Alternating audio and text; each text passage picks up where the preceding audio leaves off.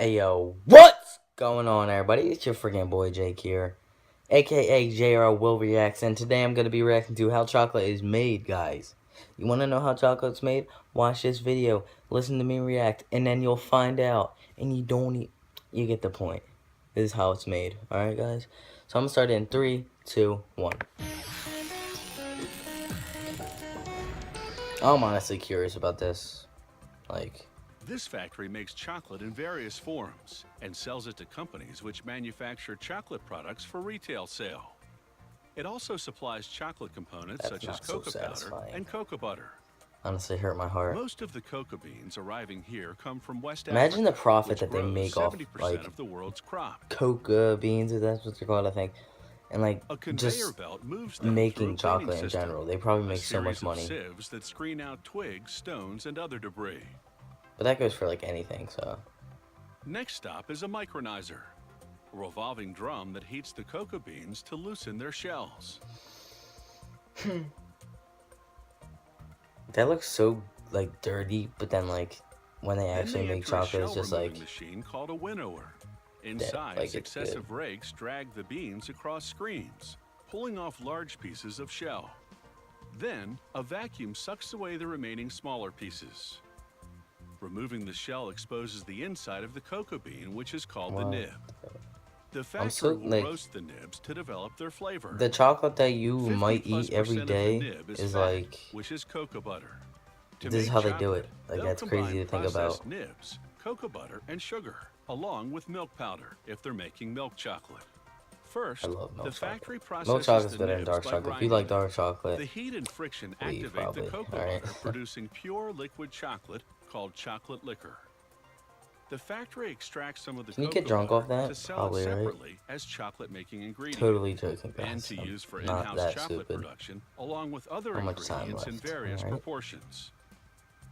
The dark chocolate recipe, for example, calls for more chocolate liquor, sugar, and cocoa. Yeah, that's why I don't like it. No milk powder. It tastes the recipe for really I don't know. After I'm done, it gives me a weird aftertaste in my mouth. That's why I don't like dark chocolate that much. I mean, I'll eat it, but I just don't like it that much. The flavor is fine by this point, but the coarse texture needs to be smoothed out.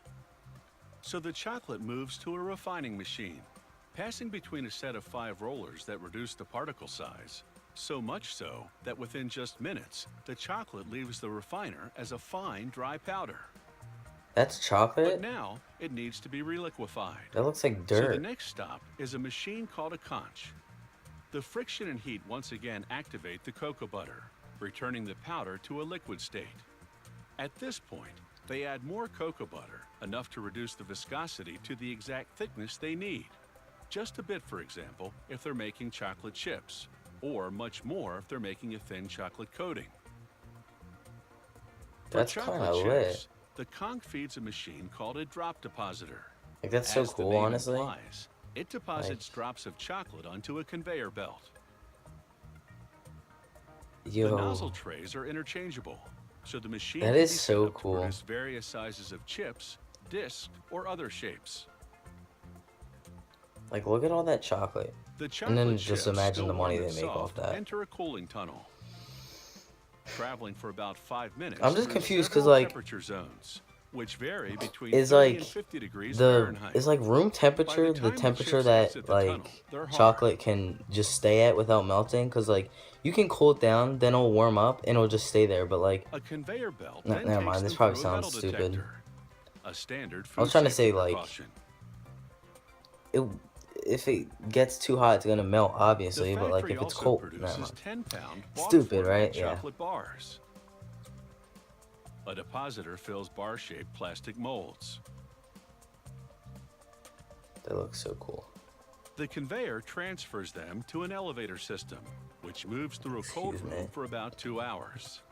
This constant motion ensures optimal air circulation, helping the cooling process. Okay, I guess that's it. That's pretty much gonna be it for this video. Please remember to like, comment, subscribe. I have 0 subscribers. My other account I have 2 accounts. That one I'm not disclosing it because I don't want to tell anybody.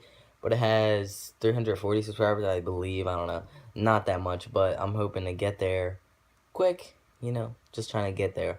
So Like, comment, subscribe, share my stuff. And if you happen to find my other account, dope. Just please don't tell anybody. But, it's gonna be it, guys.